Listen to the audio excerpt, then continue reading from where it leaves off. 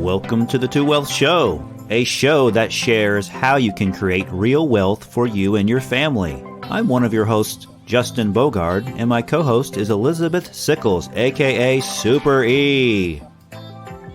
I am a real estate note investor, specializing in performing residential real estate debt. I find the deals, acquire them for my own portfolio, as well as educate investors while walking them through the process of owning a real estate note. My co-host Super E, a real estate investor, specializing in short-term rentals and the management of them. She connects investors with short-term tenants and manages everything in between. Our show is sponsored by Bright Path Notes and Elizabeth Mayora. You can find out more information by visiting our websites at brightpathnotes.com and elizabethmayora.com.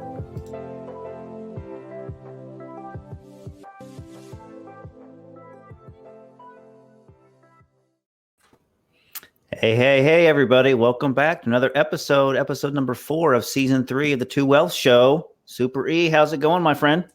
It's going great. Now we finally have some warm weather in Indiana, so that's a very good thing. Well, warm is relative to where you're at, right? Because right now I think it's hit 30 or 35 degrees maybe in Indianapolis area versus the, under 20, 10, maybe 0. I don't know if it hit negative temperature where you were at, but I think it was -2 one day outside where we were at. It's not fun, and we had some cancellations because of all the snow, and so we don't like that. We like nice weather. Yeah, school delays. Yeah, it's been quite fun, but I think we're getting over the hump of this February weather, and hopefully turning the right direction. So you have a big conference that you are kind of, I don't know what you want to say, hosting, not really hosting, but you're putting together for the Indiana State RIA. Is that correct? The team is, yes. Laura Guy and Vicki Perry are the big ones putting it together. But yes, for the Indiana Real Estate Investors Association, we are special because we lobby for all real estate investors, whether you do notes, if you do traditional rentals, if you're a wholesaler, no matter what you do, we are for real estate investors. So it's April 15th through the 17th. So whether you live here in Indiana and invest here, or if you are an out-of-state investor here in Indiana, we want to help protect our rights to invest in Indiana. So we have a power-packed conference that we'd love for you all to attend. Yeah, I noticed one of the speakers is it Pace Morby? Moby? Is Moby or Morby? That has changed. That's our only change, unfortunately. Well, I just ruined it. I'm sorry. I didn't know about that. We have a lot of other great ones, and we're working on getting a commercial speaker for his time slot. So that'll be great. A lot of people are transitioning, up to commercial properties. Okay, very cool. So that was April 15th to the 17th, and part of it Zoom and part of it is in person. Is that correct? That's correct. Yeah. So the whole thing will be Zoomed. So if you feel more comfortable Zooming, that's great. We have that opportunity. And if you want to come in person, we have that as well. Fantastic. All right, Elizabeth. Well, I'm pretty excited for today because we have a guest that both of us know pretty well and look up to a lot. And I'm excited to get into this episode today. So do you want to introduce our guest? I would love to. So we have a guy who has made quite a name for himself and his organization here in Indianapolis. Started out as Simple Wholesaling. So he was a wholesaler. And now it's really cool because Brett has transitioned into his own brand. And so we're going to talk about that as he's so he went into real estate from teaching. Then he went from real estate into what he believes is his purpose for here. So we have and we'd love to welcome the one and only Mr. Brett Snodgrass. Yay. Brett. Wow. I think I've taken myself back to the basketball days, starting lineup, coming out of the locker room. What number were you? I was 34 in high school and 10 in college. So, and for what university did you play for? I played for Huntington College University. It's a small school in northern Indiana, south of Fort Wayne. And now, number 10 for what's the mascot? We were the Foresters. So Man, this is Huntington Foresters. Our mascot was Norm the Forester. He wore a flannel shirt and he had a big axe. So Wait, that sounds like me when I'm off camera. it's like Paul Bunyan with a big beard. It's crazy. That's awesome. Well, Brett, welcome to our show. We've been friends for a little bit now. We've done some deals together, and I know you know Super E pretty well. Super proud of the man you are, the companies that you start and you grow, and that you step away from. Because I think that's one of the things we want to talk about today is how you get to a point to where you can get your freedom. The Two Wealth Show, Super E and I started this because we just want to share really how to create wealth for your family and yourself, to have a legacy to move on and on. So in real estate, as Elizabeth talked about, you started Simple Wholesaling, and which is a wholesale company, which for those of you that aren't familiar with wholesaling, it's where you can buy a property at a pretty low price from a seller that's pretty desperate to sell. You can turn around and exchange it, or you can flip it to another person that wants to renovate it or wants to rent it out or do things like that. And so if you want to just lightly touch on kind of how you got into that business, and then we'll fast forward to now to what you're doing now. Yeah, no, thanks, Justin. Thanks for having me on the show, guys. Elizabeth, it's a pleasure. I haven't seen you guys in a while. So, COVID kind of shut us all down, and I haven't been out and just seeing people, but thank you so much for having me on. But yeah, I'm Brett Snodgrass. I'm still the owner of Simple Wholesaling. And I've been doing it for about 14 years, got into it around 2007. And that was just a different time. I was about 26, 27 years old at that time. And always wanted to do something entrepreneurial. And I tried a lot of different things: network marketing, buying and selling things on eBay. Okay. Whatever. I don't know. Yeah. You're a hustler. I'm a hustler. Yeah. Flipping cars. And then I just started reading books and learning about real estate, and Rich Dad, Poor Dad, and started hanging out with a couple of real estate investors. And I was looking at these guys, and I was like, man, these guys aren't really that smart. Number one, that was my thing. I was like, I can do whatever they're doing because I feel like I'm smarter. So then, 2007 was when we bought our first house. It was an REO property, and I didn't have a lot of money, but our house was only $9,000. So I had about $5,000, and my dad had $5,000. And we bought the house for $9,000, and we sold it for $15,000. Made $6,000 in that very first deal, and that's kind of where it all started. And I just tell the people out there, it just takes one. It just takes a little bit of that first deal, that first taste, to feel like, wow, I don't know what we just did, but let's just keep doing that exact same thing. And then kind of fast forward, 14 years later, I think, I've been a part of probably maybe 3,000 deals. Wow.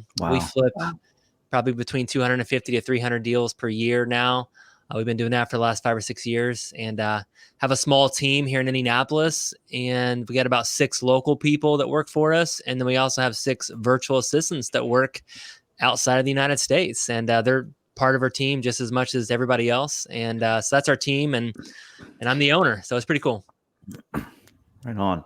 And so one of your counterparts now is Brian, who you kind of groomed in the business, because Brian really didn't have a lot of real estate experience, right? When he first started teaming up with you. Yeah, that's right. I mean, so I knew Brian. He was a mutual friend. We used to hang out at Christmases with our friends, and we had some couples that kind of hung out. So that's how I knew Brian. I didn't know him, super well. I saw him maybe two or three times a year. But we hung out got together for dinner and breakfast one time. And I remember 2017, we were having breakfast together, and I just let a guy go from the company, and that was hard. And we were talking about it, and he talked about he didn't want to teach. He was a teacher, middle school teacher, math teacher, and he didn't want to teach anymore. And I don't know. I just, whenever someone starts talking, the wheels start spinning, and right. I was like, well, would you want to work for us? And that was like, honestly, the interview. And and he was like, okay. And he went home and talked to his wife about it. And he said yes. And I never knew where it would turn into, where he would just take the reins to, he's an amazing leader, background in teaching, which is awesome, and leadership. And so literally fast forward 3 years later, he runs everything. He's the CEO of the Simple Wholesaling company. He runs everything and, manages the team. And I stepped out last year, and I said, Brian, this is your baby now. Let's go. And he said, yes. That's awesome. Brian's such a great guy too. That was just an excellent, I don't know, luck probably had a little bit to do with it as well, but you have a really good judge of character. So I think you probably knew firsthand, how this, like you said, the wheels are turning and you're thinking about how can I integrate this person into my system or my business or my process. And it's worked out fantastic for you. So kudos for you for setting that up. And that's just awesome. Thank you. And I want to just point back. Yeah, Brian, he didn't have any real estate experience. He didn't even know what wholesaling was, honestly, when we had that meeting. But I want to just say, you don't really have to. He was a hard worker. He likes to learn new things. And that's really all it was. So he learned how to do it, trained how to do it. And there's really his leadership qualities. And I think that, so if you're thinking, man, I don't know anything about real estate, like, none of us did at one point, right? I mean, I'm sure you guys didn't either. Nope, still don't. Learn and take courses and listen to podcasts like the Two Wealth Show. So. That's right. There you go. Pump it up. Yeah. Brett, can you talk a little bit about how you built Simple Wholesaling? Because now you have different divisions of it, right? Mm-hmm. And so how you built it up and then being able to step back. Mm-hmm. Yeah. So this isn't, the first 6 or 7 years, I was a one-man show. Like, I didn't know how to run a business. I knew how to do wholesaling. I knew how to look at houses and talk to sellers and sell houses, and I did it all. But I never knew how to hire anybody, do any types of systems or processes.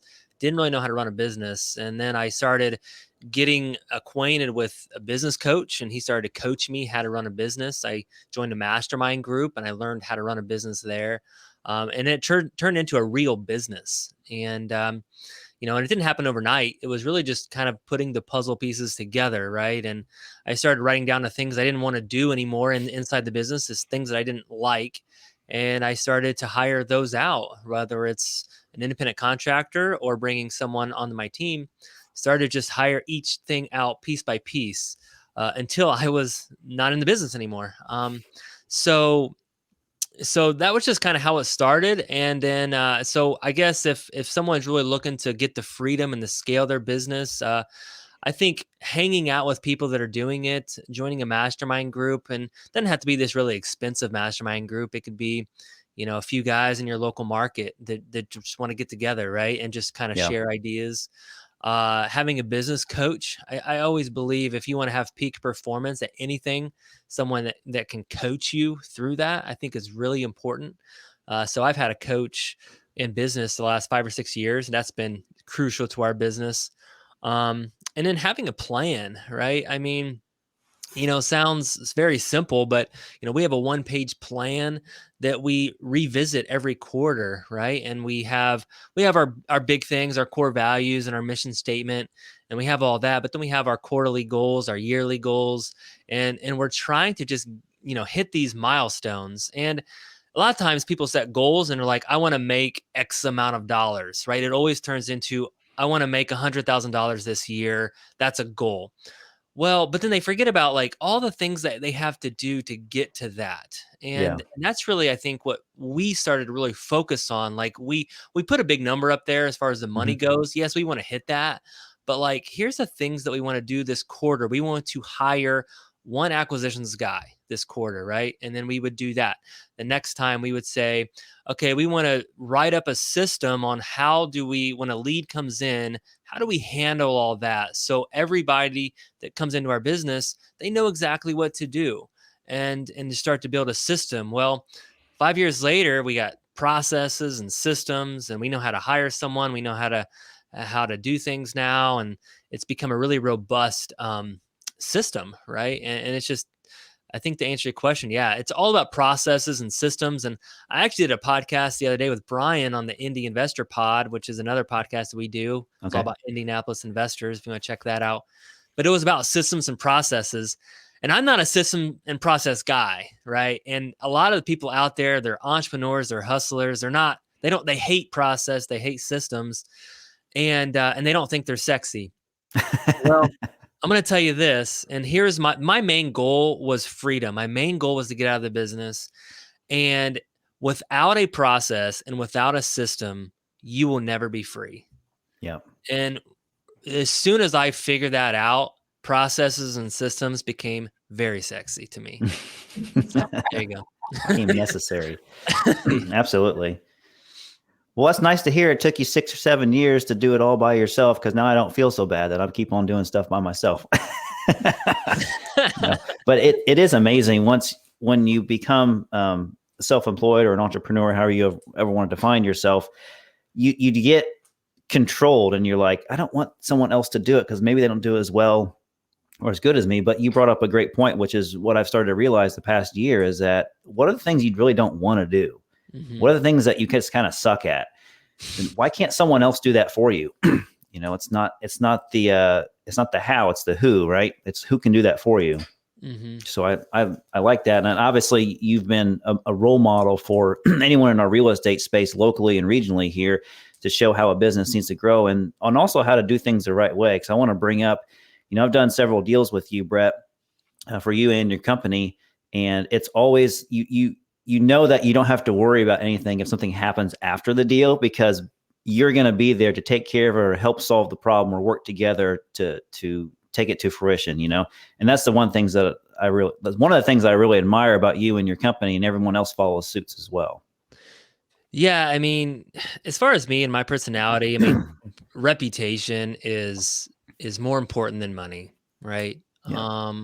I would rather do things the right way and have a good reputation than to make more money. And that's just the bottom line. So sometimes we have to do things that I don't really want to do. And I've done things I don't really want to do. And we've had to buy properties back or try to make things right here and there. Not this is real estate. It's going to be messy, right? Mm-hmm. And we're going to get bashed here and there. I mean, we're calling up sellers, cold calling sometimes, or shooting a text out and evicting a tenant. I mean, that's just messy. But we have to try to do that in the correct and right way. And I feel like our team has tried to do that. And it kind of just goes back to who we are, our core values, and what do we want to be remembered for, and whether that's either me as a person or our company as a business. And this is really, really important. And it doesn't take very long to really lose your reputation. I think Warren Buffett said, I think it takes years, decades to build up reputation, and it takes 5 minutes to lose it. Honestly, that's so true. You just do something stupid, and you're done. Yeah, one bad deal or one bad press moment, and it's you're done for. Yeah. Tough to recover from. Yeah. And can you talk a little bit too, Brett, because you've expanded. You don't just do wholesaling. You also, not that that's not enough, but you also have rentals. So can you talk about how you expanded the real estate business and then how you actually stepped away from it? So now you can really focus on the Brett Snodgrass podcast. Yeah, definitely. So I do a few things. Obviously, our main company is Simple Wholesaling, and that's like 80% of what we do, which really is just buying and wholesaling properties. It's a very active business, very transactional, and you got to keep doing it over and over and over again. I think it's a great stepping stone. And if you have a business, you can build freedom. I mean, look at me. I mean, I own a wholesaling business that I don't run, that I'm not in. Right. Mm-hmm. So it is some sort of freedom for me. Now, is it the freedom like buying a note like Justin and just having the money coming in and having someone service it? It's not that, right? I still have to manage it, and we're always making small decisions, and Brian's always bouncing ideas off of me. So it's not complete freedom, but it is, it is a lot of the freedom for me. But I also do some notes and some seller financing deals. That's how Justin and I work together. So I love doing that. That's a residual income for me, and that's where the wealth piece comes in. And then I have some rentals that I do as well, and that's more of a tax shelter for me. So the most expensive expense that you have is your taxes. Maybe you don't see that because you're not writing a check for it, but you are paying a lot, especially if you start to inch up into that bracket. And I've seen people in our company that they're starting to make a lot of money now, and they're like, "Oh my gosh, I'm paying a lot in taxes." So, it's one thing to make a lot of money, but to keep it. Right. Not to say I don't want to help out whatever the country, but I do think that I'm a better steward of my money than the government would be. So I like to keep it. And it's not just that 1 year too. I mean, it's like, wow, if you could keep, let's just say $100,000 instead of paying it to the government. I mean, this is where the wealth piece comes in. Right. Let's say like I'm in a certain tax bracket, I'm going to have to pay $100,000 to the government. Well, let's say I don't. Let's say I do some things over here in real estate, which is really cool. That's super legal, that I can keep that $100,000. And let's say not only do I keep it this year, but what can I do with that to grow it? over the next 20 years. And that's the wealth piece in this whole thing. So I do the active business, wholesaling, do residual income, seller financing, and then I have rentals as well. And then just to kind of answer your question, why did I step out of the business? So this was, March 2020, COVID just hit, and I was just burnt out. I mean, wholesaling, when you're doing 250 to 300 deals a year, that's buying and selling. So that's, 600 transactions a year. It's like a deal a day, right? You're closing on a deal a day. It's just a lot of work. So I was just burnt out. I was like, man, I just want to get out. So I had Brian already. He was running the operations of the company, and I wanted to do something different. I had been very successful, made a lot of money, and it just wasn't doing it for me as much anymore. To make an extra 100 grand or 200 or 300 grand, like that's cool. But for me, it was just like, that's just not going to do it. It's just not there anymore. So like, I would have rathered stepped out, did something more that was aligned with my purpose. And I'm a man of faith. I want to do ministry things, mission things, and I want to impact people. And I can impact people in a good way within the business, impact my people in the business. But honestly, I felt like I could impact them more if I stepped out. And that was, now my team, like people think that you're doing them a favor by staying in the business. But honestly, I feel like I was a bottleneck. I was good. Like I didn't really care about growing as much anymore. Yeah. And if I stepped out, they started stepping up. So like, it was just such a win-win. So it happened last year in March is when I stepped out, and it's just been great. We had the best year ever in 2020. And obviously when you have results like that, it gives you a lot of confidence. Absolutely. That's amazing. And so your new venture now is what you're calling the Brett Snodgrass channel, and it's on YouTube is where you kind of coined all this. And so you have started a podcast before a few years ago. It was the Simple Wholesaling podcast. Now it's grown into the Indie Investor Pod. Is that right? So we have a couple of podcasts. Yeah. So the number one is help align me here. Yeah, no problem. So I have the Brett Snodgrass podcast, and it's on the Brett Snodgrass channel on YouTube. It's a video podcast. You can also listen to it on iTunes and Stitcher, or whatever you listen to podcasts at. It's audio version. Okay. But I've been doing podcasting for 4+ years. I wanted to have more flexibility in what I did. Like I don't want to always talk about real estate all the time. And so I would just want more flexibility. So I talk about real estate a lot, but I talk more about purpose. I talk a lot about significance. I talk some about, how do you run your family as when you're an entrepreneur, when you're just so busy.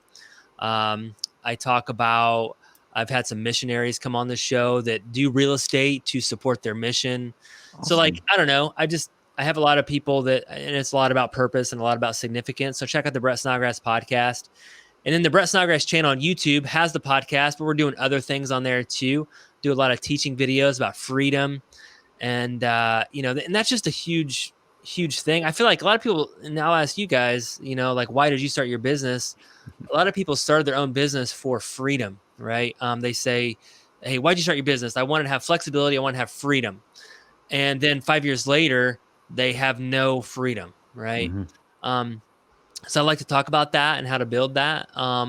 I talk a lot about, purpose on the show too, and significance. So check out the Brett Snodgrass channel on YouTube, and we're constant. It's a growing. I mean, it's kind of like another startup. We've only been doing it for a couple months now, so it's very new, but we're kind of building upon itself. Listening to one of your podcasts, you talked about the difference between success and significance, which I thought was really huge. So can you just share with our listeners about that? Yeah, definitely. So I've always been just different when it comes to entrepreneurship and success. I like making a lot of money. I do. It's fun, but it's really not even about the money. It's really about just growing something, achieving something, right? I like to be successful because I can achieve something. But if you go on YouTube and you type in success, you type in entrepreneurship, you type in a lot of that stuff, real estate investing, you're typically going to see a guy sitting on his Lamborghini with his mansion in the back. And, he has got a beach house, and he talks about millions and millions of dollars that he made. But he never really talks about, the deeper things, the significant portion, because that's all surface. I mean, honestly, At the end of the day, at the end of your life, Like, who really cares? Right. So I like to talk a little bit deeper than that, and about significance. I'm like, okay, that's cool, but like, what really is your purpose of all this? What, helps you? What makes you come alive? Like, how does Brett become more of Brett? And for me, it was just all about, how can I impact more people? How can I make a difference in the kingdom of God? How can I really change people's lives? And this is just a way, this is the starting point of how I can do that. So I think we all reach a point as an entrepreneur. We love success to a certain point. And then if you're like me, it's like, okay, I've reached this level. What's next? And I think the next piece is, okay, how can I be significant? That's awesome. Brett, seems like everything you do, you have like the Midas touch. Everything turns into gold. Like everything that you learn and you teach and you talk to us about things. I mean, I know Elizabeth and I both really look up to you and everything that you do, and it's just really amazing. So we're really honored to have you on the show and talk about all this stuff. So congratulations to all your success and everything you've done, and everything you've given back. No, thanks. It's awesome. I obviously, not everything turns to gold. Seems like it. And I think that if you're listening to this, it really just depends on what season you're in. Okay. Because everybody's just in some different season. And for me, like, I have a big family. I have young kids right now. I have a wife, and I'm in this season of, I want to be available for my family, right? And I do have these aspirations. I want to do these big things too. Like, I want to have a big YouTube channel and impact a lot of people. I want to do all these mission things and travel and things like that. But I'm in a season that I don't know if I don't want to sacrifice my family to do those things. So I think that if you're listening to this and you're watching this, think about what season that you're in. I can always later do those big things. But right now, again, like, I'm just in this season, I want to be available to my family, and I don't think I'll ever regret it. I think about regrets, and I'm like, hey, if I go out and I'm traveling all the time and I'm speaking and I'm doing all these big things, but I lose my family over here, I think I will regret it. But if I don't do all the traveling and speaking right now and I'm with my family, I don't think I'll regret it. So I think, if you're watching this, what season are you in? And, start to just take it from there. Awesome. Well spoken, my friend. Well spoken. So, you had mentioned to me kind of offline and stuff that you have, your kids and stuff. And one of your kids was having a little bit of some I don't know if it's food allergy issue or digestive issues, but you mentioned that your wife had to take your son over to, was your son, right? Yeah. Mm-hmm. Take your son out of state to get some help, or to get on a program to help with your son. So, we hope everything's okay with your son, and if you mind sharing about what happened. Yeah, definitely. So, I have a very just chaotic family. It's crazy. So I have a 14-year-old daughter who's going through her 14-year-old things. I have a 7-year-old son who was diagnosed with ADHD. So, he's got a lot of things going on. And then my 5-year-old, he's the one in the hospital right now in a food therapy center. So basically, he has something on ARFID. It's like an anxiety food intake disorder, Mm-hmm. where he doesn't eat like anything. So it's become just worse and worse and worse throughout the years. And we've tried to do things. We've read a lot of books. We've listened to podcasts. We've done all this research on how can we get him to get nutrition, right? So it's become a point where he isn't getting nutrition in his diet. So there's a couple of hospitals that do a very intensive food therapy program. And so my wife and him are in Grand Rapids at Helen DeVos Children's Hospital for the next 7 weeks. So they come home on the weekends, but they're there throughout the week. So I'm here with the rest of the kids.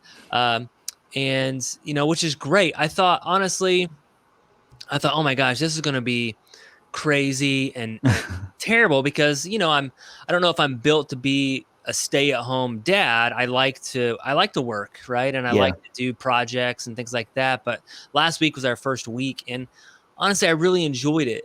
And I just kind of transferred some of the things to my home, right? And it's funny, when you come up with systems and processes and creating, I was like, I started to do things within my home. And so I got some of that fulfillment as well. So But you know what I'm really thankful for? And my wife and I actually talking about this over the weekend, that I can actually do this. Yes. Because if I was the normal person who had to work 9 to 5 every single day and I couldn't choose, it would be really, really hard.